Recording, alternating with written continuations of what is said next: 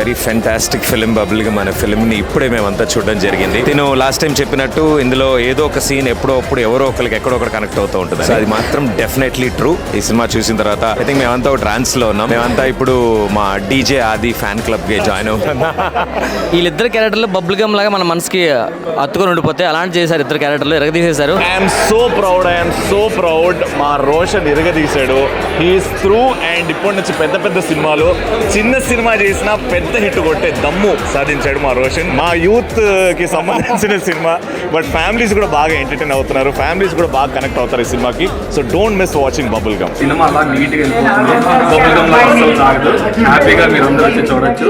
రోషన్ గంగాల్ నిజంగా really very nice. అంటే అసలు డెబ్యూట్ మూవీ లాగా అనిపించలేదు అసలు. అందరూ అయితే అదే ఫీల్ అయ్యారు.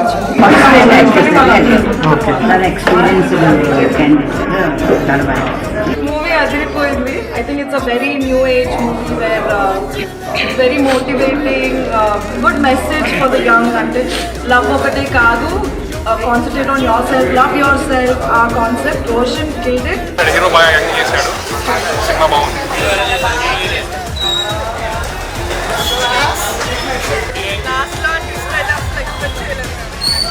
చాలా బాగుంది.